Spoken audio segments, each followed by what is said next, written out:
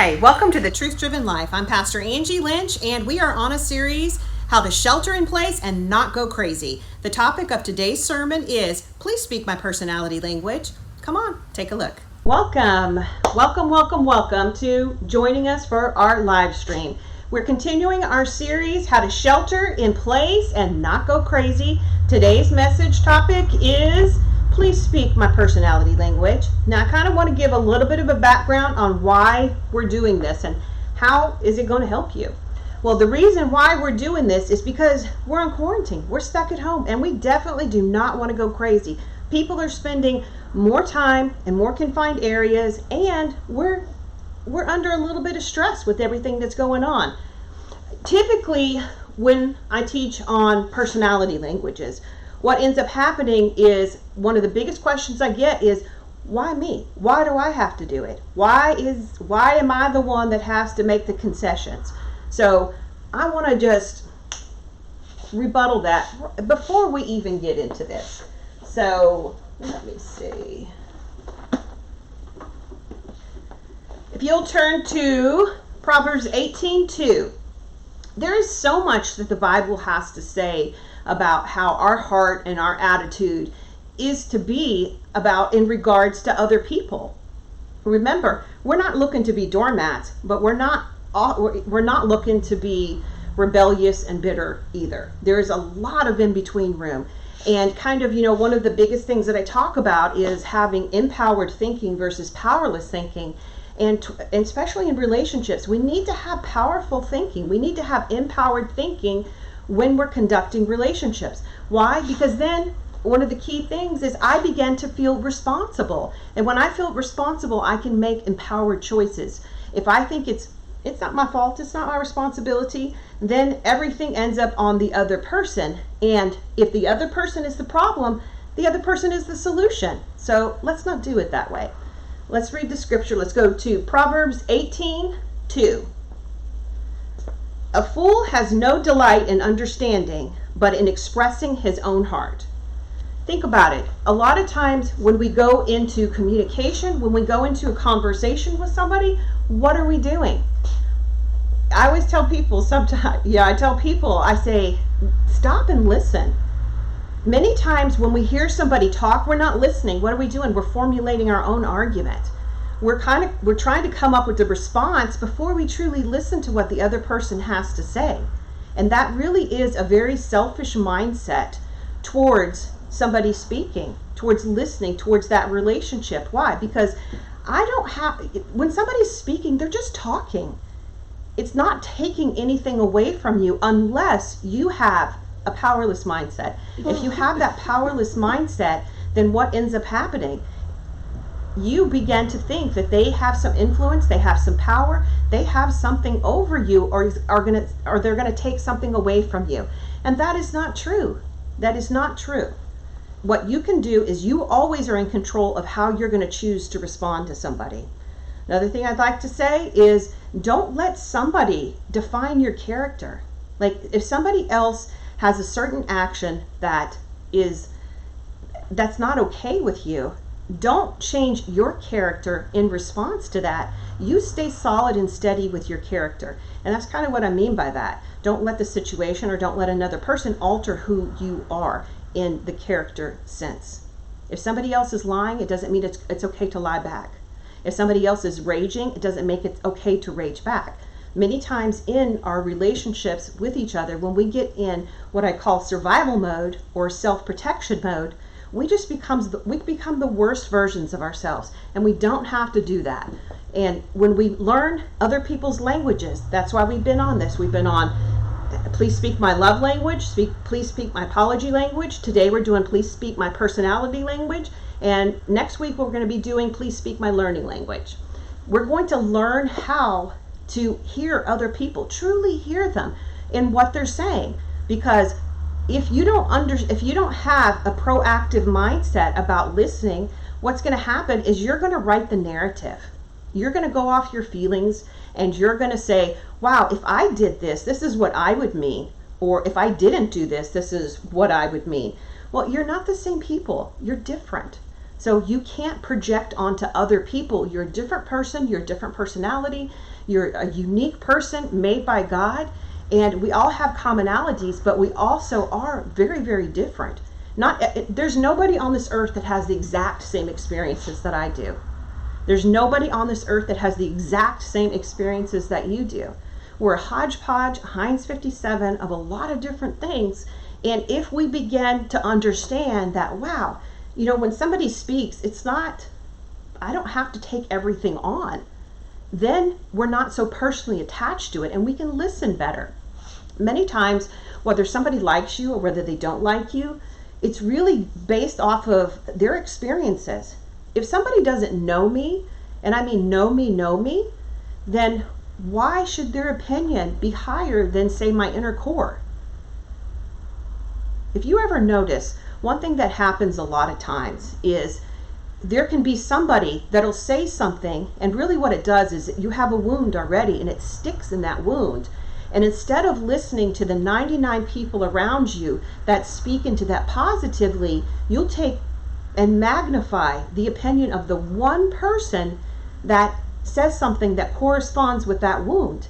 And it doesn't even have to be somebody that has a heavy influence in your life. Because why? Because if we have a wound, things stick in that. And we look for things to fit that wound. And we all have self-defense mechanisms. And they just don't work in communication. Like I said, I don't like to think about things as fault. How I like to think about things is something's working or it's not working. And a lot of times in relationships, our communication is just not working. But it's so easy to turn that around. So there's another scripture that I want to read. There's two more I want to read before I get into us talking about personality languages. It comes out of Proverbs 18 also. Proverbs 18:17. The first one to plead his cause seems right until his neighbor comes and examines him. Now, this can be true in multiple ways.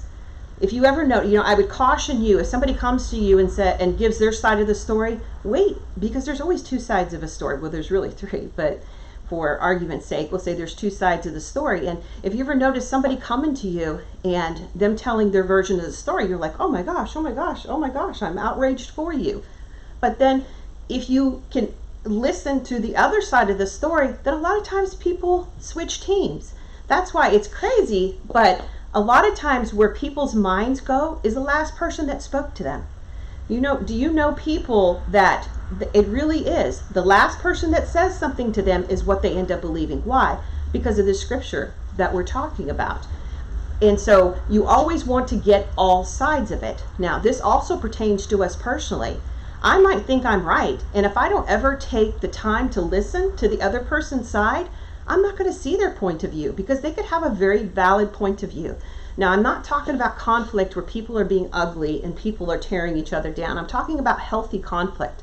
Yes, there is such a thing as healthy conflict. Healthy conflict helps us grow. Healthy conflict helps our relationships get pushed to new and higher levels so that we have a greater connection with each other. And that can only be done, honestly, through conflict. Because why? What you have is you have two ideas bumping up against each other. And if you have two people that are separate creations, there's going to be a conflict. Conflict is not bad, and it doesn't have to be scary. But we have learned a lot of times through our experiences and over the course of time that conflict leads to bad things. People get mad, people get upset.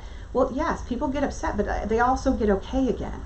And if you're in a relationship and your goal is connection in that relationship, we are in need of what? Of listening to the other person's side. Now let's go on to Proverbs 18:19. This is why we put so much effort into proactively keeping open communication that's healthy. A brother offended is harder to win than a strong city, and contentions are like the bars of a castle. What does this mean? This means that once somebody is offended, it's hard to walk back from that. Why? Because especially the closer the relationship, because the hurt, the wound, the closer we are to somebody, just the more that it hurts. Because why? Because we have more invested in it. Think about when you're like on a 9-level hurt, man, you just don't want to listen to that other person. Why is a brother offended is harder to win than a strong city?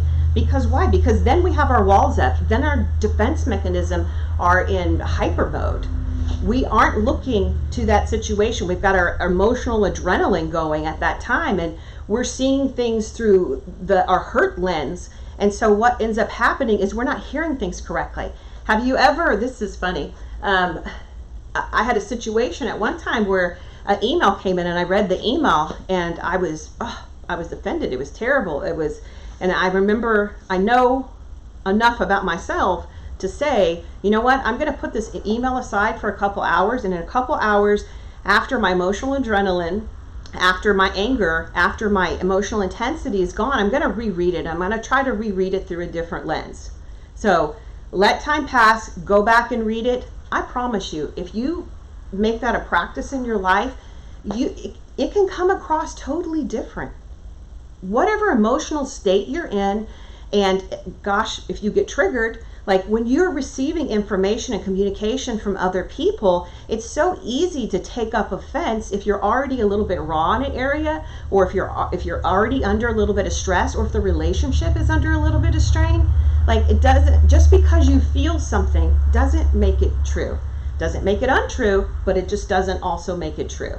That's why you have to dial back and say, okay, let me examine this. Let me take a look at this. Because we are meant to experience emotions, and we're meant to not suppress our emotions, but we're not meant to be led around by our emotions. Very, very distinct difference, and very careful. So I want you to keep those 3 scriptures in mind as I go over our personality languages. And this is going to be a very, we only have a little bit of time, so this is going to be a very simplistic version. It's like with anything else I teach. What I hope is that it inspires you and it makes you curious to ask more questions and get more information on it.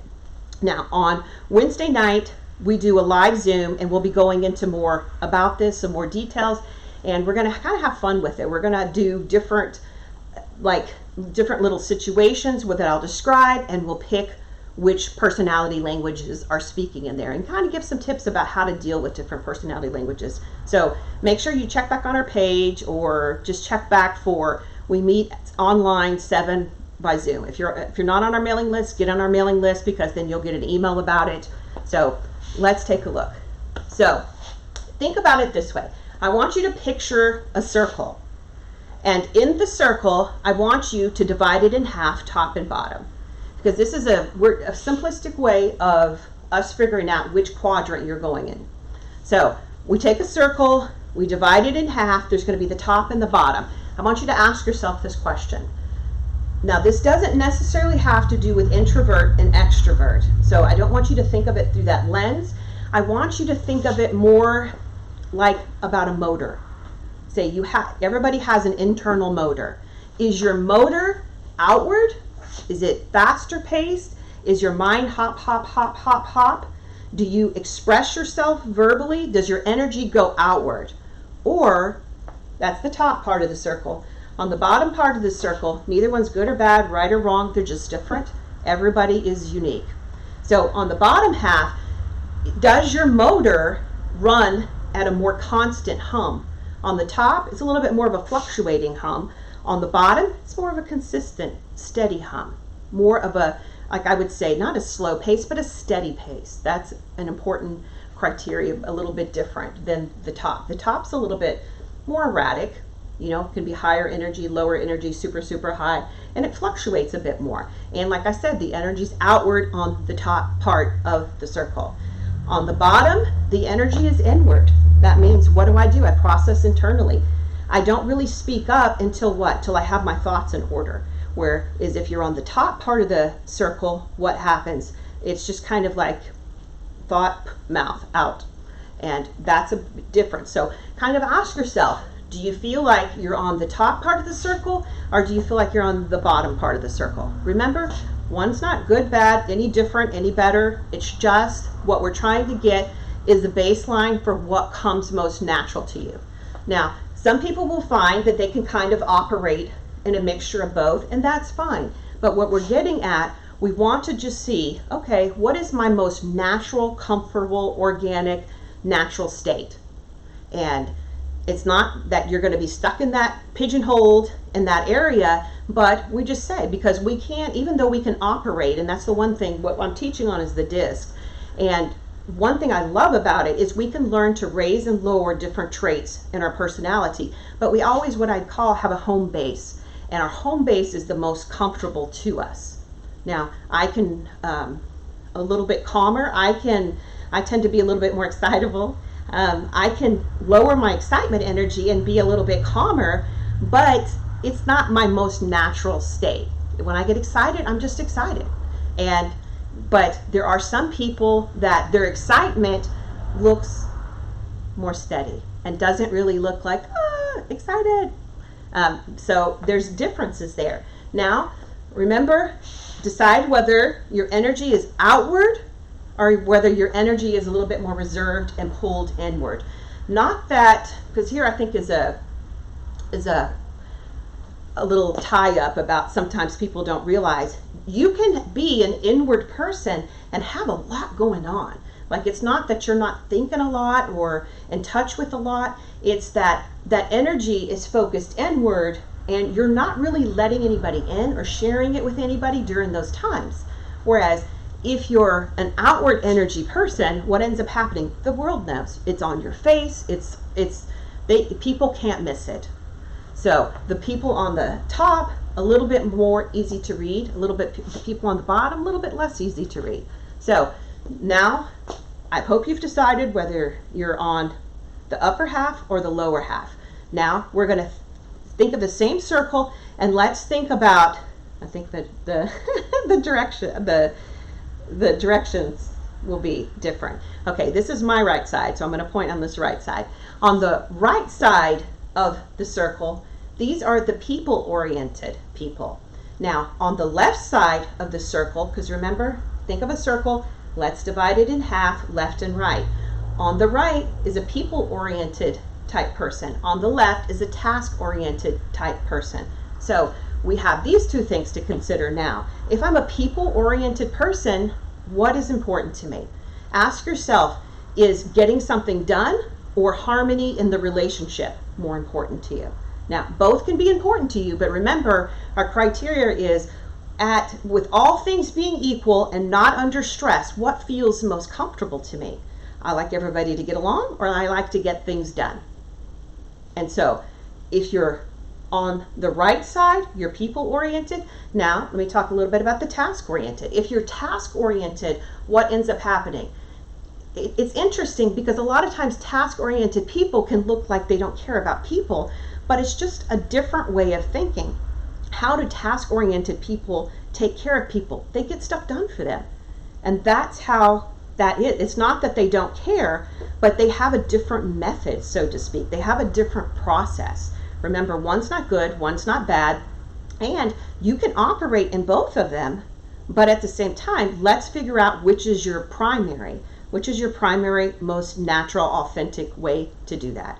So we have the right, people-oriented, we have the left, which is task-oriented. Which process feels most comfortable to you? You want everybody to be okay in agreement. You want to relate to people, or on the left side, when you're task-oriented, it doesn't. I hate to say people don't factor in, but it's not the harmonious drive that is on the people-oriented part.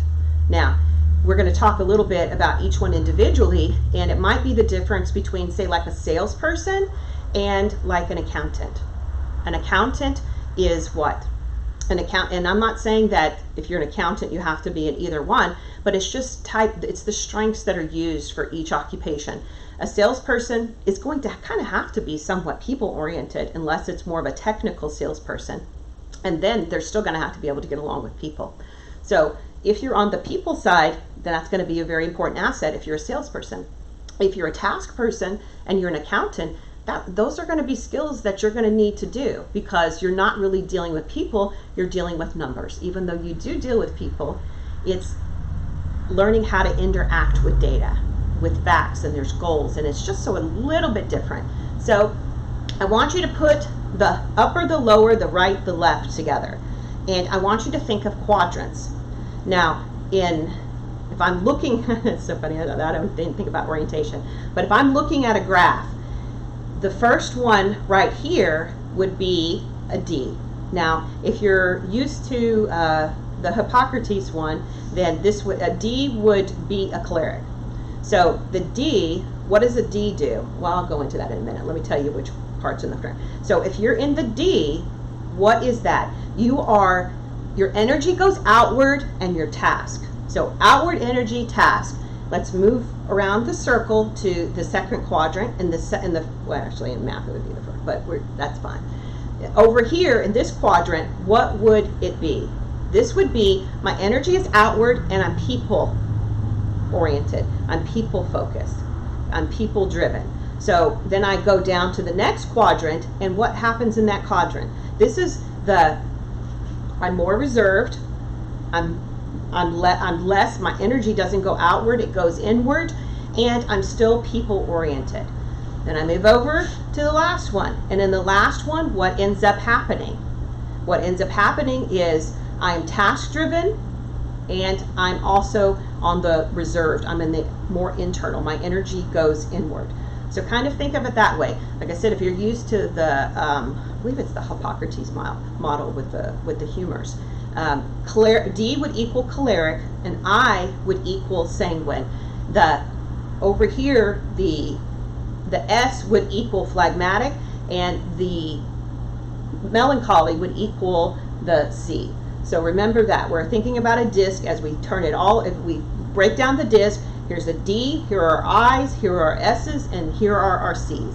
So let's go a little bit into that. Okay, I want to remember before I mentioned that the reason I really liked explaining it in concept of the disc is because the D, the I, the S, and the C measure certain traits. And if we understand what traits are being measured and what a high trait level and what a low intensity trait level is, we can begin to understand what we need to manifest. Like if I'm in a situation and I need to have a strong dominating presence or a leadership presence, I know that the D is very important to that. But also I have to get along with people, so I'm going to have enough on not just the task side, but the people-oriented side.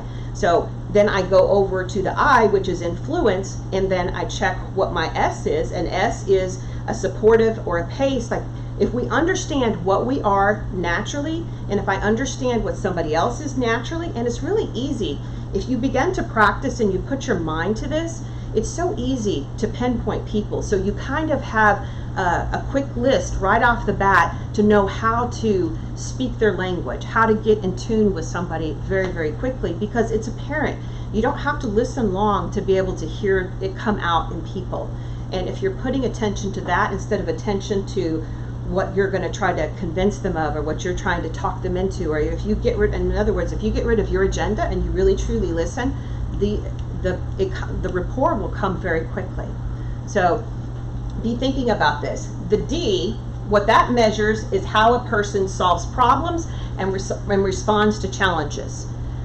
If you have a person that is a high D, they're going to love to solve problems, and oftentimes they're kind of causing a lot of problems. Why? Because it's kind of like the fire chief wanting fires to put out.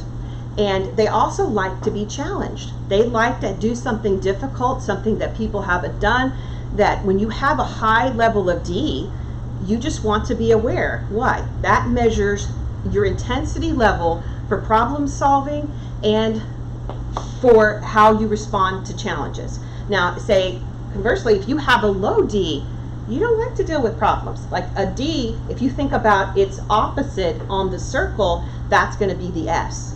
Now, typically, if you're high in D, you're going to be if you're high in D, you're going to be low in S, or if you're high in S, you're going to be low in D. Why? Because they're kind of organic opposites. Not that you can't, there's not ever a situation where there's a a DS, but there's other things that happen in that. Now, sometimes I can be one way at work, and then I can be another personality at home. And it doesn't mean I'm schizophrenic. What it means is because remember, it's all through our own lenses and things like that. Somebody who's more higher intensity at work can be a lower intensity at home. Why? Because they burned all that out during the day. So, and sometimes our occupations really match us perfectly, and then sometimes they don't. And when we learn to raise and lower traits, we are able to respond better in situations according to what the needs of the situation are in.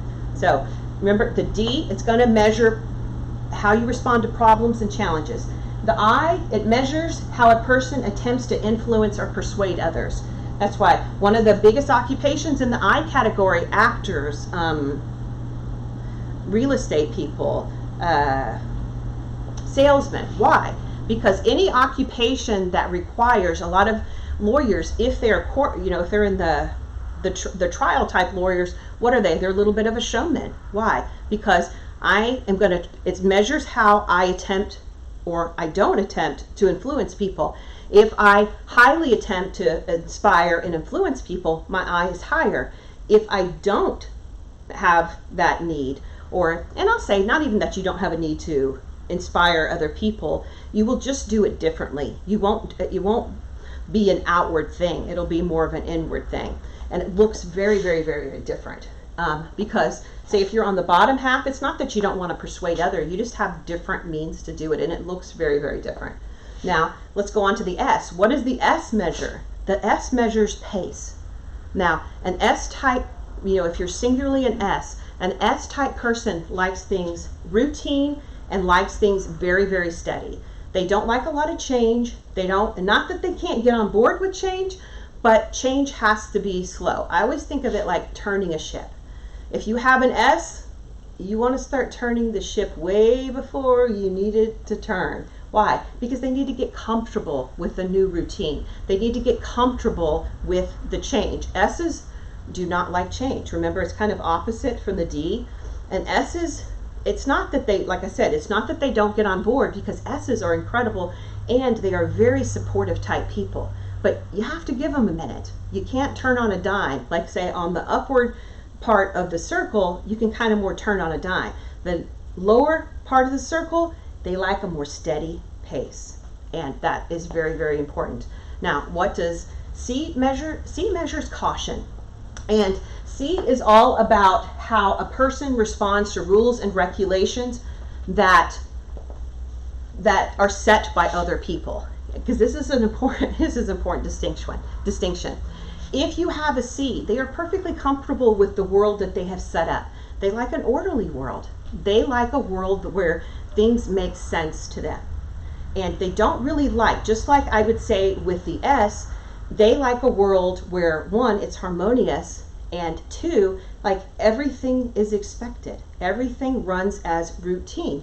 Now, it's a little different than, say, the C. The C likes order. If we're going to do it ABC, remember, an S would love the routine of that. Doesn't matter what the routine it is, what routine it is, as long as it's a routine. Not true for the C. What is the C? The C is all about correctness, order, and accuracy and quality of answers, quality of systems, quality of processes. So if you have a C, if you're a C or you're dealing with a C type personality, what are you going to do? You're going to deal in facts. Remember, they are internally driven, and that's probably not the best way to put that. Their energy goes inward, and they are very task oriented. So can they be persuaded to have a different view of somebody else's rules and regulations? Yes, but you're going to have to address it through facts. You're not going to smile and charm them like you could on the people-oriented side, because that won't register. That's not currency for them.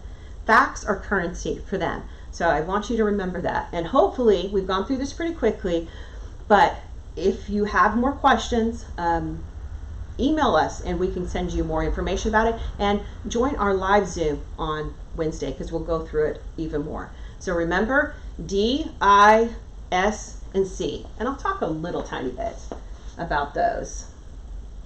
Now, so like I said, the D people, they are outward energy, and they're just very driven people. Their outward energy and their task. Now, I will say this also, this is a caveat, that somebody who's operating in spiritual freedom or somebody who's operating in spiritual bondage, way two different looks. If you have a D that is fear controlled, because remember, it's all about if I operate out of fear, I'm operating out of weakness. But if I operate out of love, then I'm empowered. So it's going to make a big difference how personality languages show up. If I'm under stress, I'm going to kind of revert back to some things, and hopefully I'll catch, and we just kind of improve ourselves on that journey, our character defects. So in this, if you're a D, just by general, I'm just going to give a general. This doesn't mean this is exactly how you are, because typically nobody is one quadrant solidly. We're usually our blends, and thank goodness, because if we're just one, that's a lot for just one. Not that those aren't wonderful people, but we generally do have a mix and a blend, and we do really have percentages in all of them. They might be lower, which tells us just as much about our personality and other people's personalities, whether somebody has a high intensity in that or a lower intensity in that. So with D's, they're going to kind of be the bossy ones. They're going to kind of be the, a lot of times they're right, but how they go, because they're quick thinkers and they're problem solvers, and they thrive on challenges, so they're not going to back away from things. Their instincts are really good and usually right on.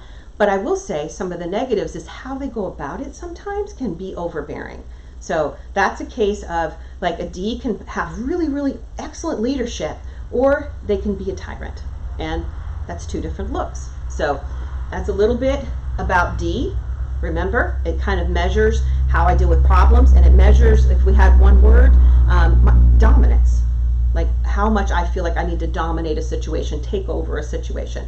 Now, let's move on to the I's. The I's are fun people. They're super, super fun. They're lighthearted, they're carefree, they're expressive. I have I in me, if you can see, like I talk with my hands, and you'll see a lot of that. But also at the same time, there is, like, remember, any strength overused becomes a weakness. So the I, even though it's a lot of fun, sometimes there can be an irresponsible side to it. And sometimes we operate in the strengths of a certain thing, or sometimes we can operate in the weaknesses of a certain thing. So if you are an I, you're fun, you're awesome, you're spontaneous, you can do things on the fly, but also be aware what can happen. Like sometimes I's can be allergic to commitment. Sometimes I's can be allergic to responsibility. And that doesn't mean that they won't grow, because remember, if you have maturity in an area or you don't have maturity in an area, it looks very, very, very different. And we'll kind of be going over some more of that stuff on Wednesday and getting more into details about that. So let's talk a minute about the S's. The S's, remember, and this is the predominant percentage of personality. Why? Because these people keep the world running. These people are they're supportive type people. What do? If somebody has an idea, these people get behind it and really make it happen. And so S's are extremely important, but remember, with any personality types, we have strengths and we have weaknesses. I would say, with an S-type personality, you're not going to push them. Like, you're not going to push a D, but you're not going to push an S, and it's for different reasons. A D will be like, I'm not going to do that. An S will be like, yeah, I'll do that. And then good luck with that. Because inside, remember, they're internal, and their energy goes inward. So if an S commits to, nope, that's never going to happen, their mouth might say, okay, but inside, it locked down, just occurred, and you're in for a fight. And even if you're a D, like, that's hard to overcome. Why? Because you can't move them. And so each personality, like I said, I want you to understand that none of them are good or bad. They're just different, and if you understand how to speak and you understand how to listen and what to listen for, it can be life-changing when you're interacting with them. Now remember, the support, and I'll say another thing about S's, because I think this is key, and I think a lot of people miss this. You can have your way 90% of time with an S, but there'll be 10% that they'll die over it, and won't always tell you that they're dying over it. Like, you'll be like a fight line, and you won't even know that there's a fight. So it's important to remember, when an S really, like, they can give and they can compromise and they'll be on board for about 90% of the stuff. But if you feel that rise up for their 10%, you might think twice about before you enter, like, is this battle worth it? Because they need you to be on board with them about 10% of the time. And it really speaks to their hearts, and it's very, very important. I'm not talking about, like, it can turn into ugliness and stubbornness and resentment, and, like, you know, our flesh can come out. We can be not the best versions of ourselves. But just as a general rule, if you remember how much S's give and how much they're on board and how much, like, then the 10%, unless it's just something that's a deal breaker in the relationship, don't fight about it. Just something to keep in mind. Now, with the C's, remember the C measures the cautiousness. I'll say this about C's. I think C's are highly misunderstood in the way that when a C, and we'll go a little bit because I'll kind of do like a cheat sheet for the personalities. The C's, one way a C shows interest is they ask questions. Now, but remember, C's, they aren't people oriented and they're task. So a lot of times when a C asks a question versus an I asking a question, that is going to be a completely different vibe. It's going to be a completely different look. A lot of times a C, what happens with this is they come across as critical. Now, I will say by nature, they're critical people. Not in a negative way, but just what does a C do? A C sees problems. Like an I, you know, an I and a C are a natural counterbalance. So an I is like, oh my gosh, we can do this, we can take over the world. And a C is like, well, did you think about this, this, this, this, this? And what it makes the I feel like is it makes the I feel like you just shot my dream. And it's not that. How does a C show interest? And it's not that C's can't be overly critical, because remember, we can use our strengths too much and they become weaknesses. So it's not, doesn't make it true or untrue, but to understand by default, by nature, what do C's do? They ask a lot of questions, and they typically ask it in such a way that doesn't feel friendly. Because why? Because they're not a people person, so to speak. But how does a C take care of you? By asking a lot of questions, by trying to help you not fall into a pit. Now, with C, like I said, they'll ask a lot of questions, but when they gain enough information, if it seems like, wow, this could work, then they're totally on board. You're not going to charm a C. What are you going to do? You're going to present enough facts, and then they'll be like, okay, I understand that. Now, so let's kind of think, like I said, and that's a very, very, very shortened version of this. So I want to talk a little bit about the personality cheat sheet. And I love this because it's just like a little quick thing. Let's see, where should I start? Let's see, I'll just hold on to this because this will be a little bit easier to read from. And I don't know if I said her email address, but Christina will drop it too. If you'll drop it like in a safe way, make it like like spaces in between it. So, well, I'll explain that later. But hello@thetruthDrivenLife.org. If you'll email us, we'll share information with you. No problem at all.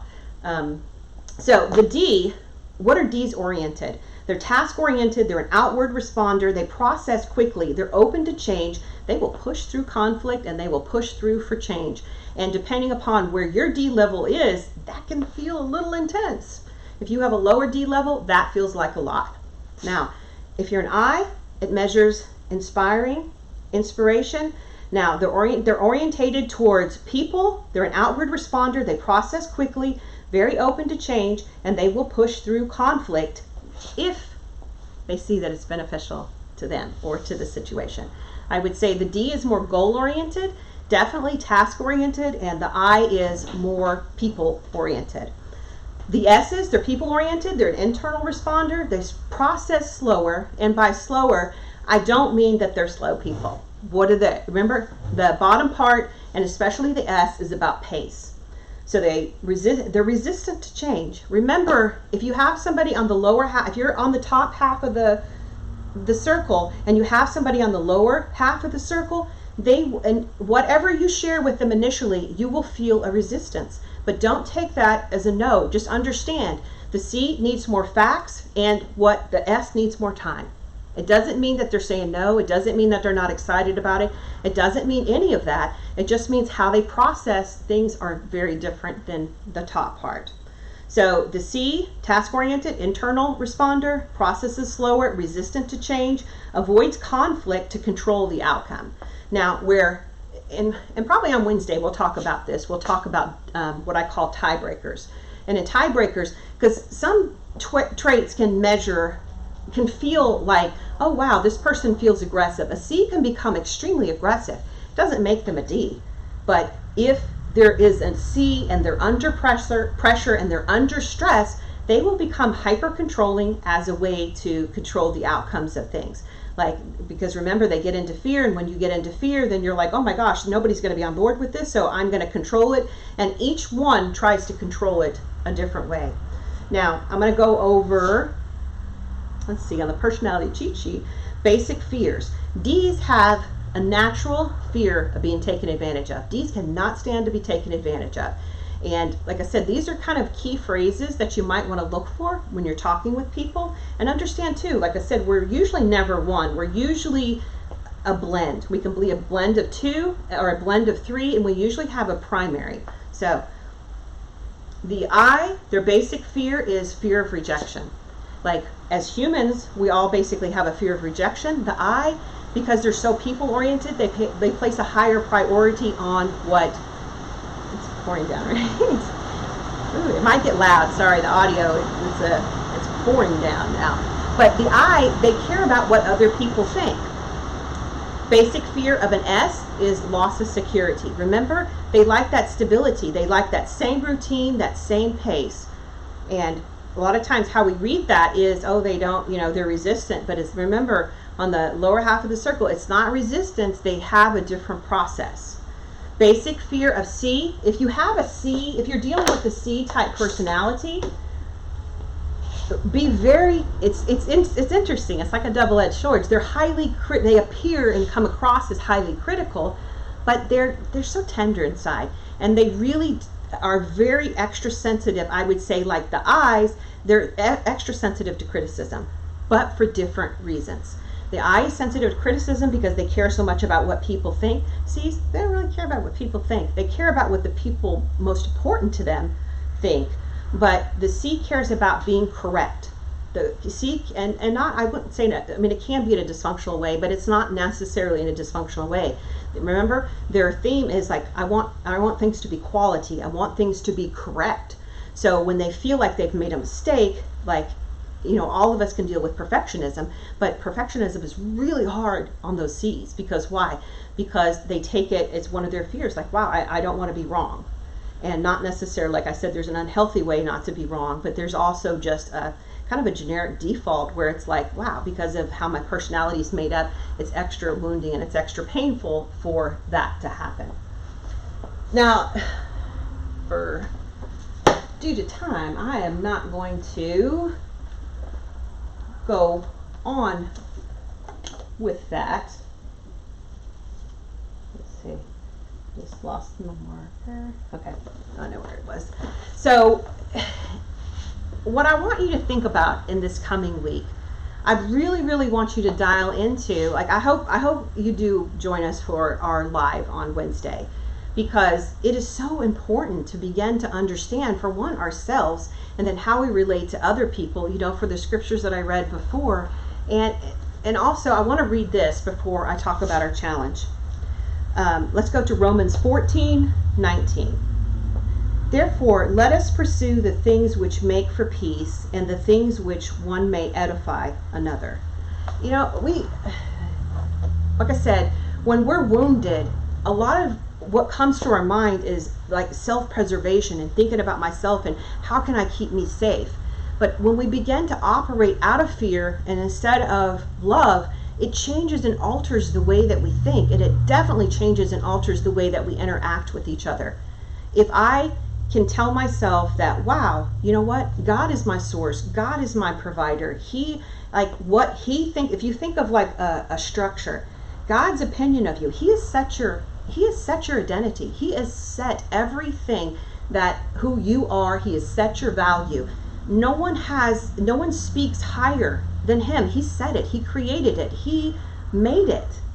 So anybody else's input is below. And I'm not saying that somebody's input isn't important, because I think everybody needs a God squad. Everybody needs an inner circle that they're allowed to speak to them and speak into your life. What I'm talking about is a lot of times we'll ignore our inner circle and we'll listen to all the, what I call noise on the peripheral of our lives, because they line up with their wounds, and it matches what we already think on our blueprint. So we're like, oh my gosh, that must be true. Even though 99 people can say it's not true, that one person says it. So, oh my gosh, we magnify it and make it larger. So what I want you to begin to do is to understand that you're not going to be able to love people with one beginning to love and understand yourself. And you have to do it intentionally. Like we can start to set up habits in our life that, we kind of operate a little bit more on autopilot in a healthy way versus an unhealthy way. But sometimes if I notice that I'm in fear, I need to be intentional about moving out of fear and moving into love. Because if I make a fear-based choice, it's going to be a powerless choice, and it's going to be a victim mindset. Whereas if I make an empowered choice, it's completely different. I say this often, your choices might be crap and crappier, but you still have a choice. And it's when we begin to tell ourselves, I don't have a choice, or this is the way it's going to be. When we begin to have thinking like that, we're not thinking with our identity in Christ, because we have an incredible Father who has an unlimited amount of resources and is always on your side. So it's not like, it doesn't matter who's after you, your daddy God will take care of you. And so if we get in that mindset and we focus more on our Father than we focus on our fears, we do begin to have an empowered way of thinking. So the challenge for this week, I really want you to think about it and dive into DISC. I want you to understand what your personality blend, what your personality language is, and the people that are around you, so that you can better learn to interact with them. If I am dealing with somebody on the bottom part of the circle, what do? I make sure that I pay attention to my facts and my pace. Because why? Because that's important. If I'm dealing with somebody on the top, I make sure that do I know whether they're task oriented or people oriented. If I'm dealing with more of an I need to go into my people mode. If I'm dealing with a D, I need to go more into task mode. And understand, we all are blends of all of them. But because if you're low in an S, that's just as important as if you're high in an S, because it tells you different things. And we'll go into more of that on Wednesday. So what is our challenge? Our challenge is find out what personality language you speak and the people around you speak. Highly important in learning how to communicate and understanding, and it'll forever change the course of how you interact and speak with people. And you'll quit being tempted to write a narrative to how you think everybody thinks, because everybody doesn't think like you think. Everybody thinks like their own self. So let's pray. Dear Lord, I just thank you for this time together, Lord. I just pray a hedge of protection around everybody, Lord, that we just, for one, stay physically and health safe.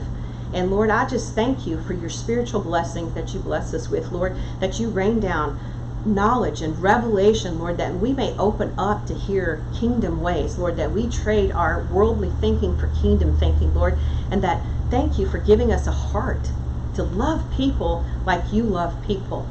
We just thank you, and we just ask for that blessing. And Lord, I ask that you just put a reminder on everybody this week as they go and they begin to interact with people, Lord, that they have ears to listen and eyes to see where the other person is coming from also, Lord, and they're inspired to want to know how they tick and how they work a little bit better, and how it just kind of all pulls together in our purpose and our call for you, Lord. We just thank you in your Son's name, Jesus Christ. Amen. You have a blessed week.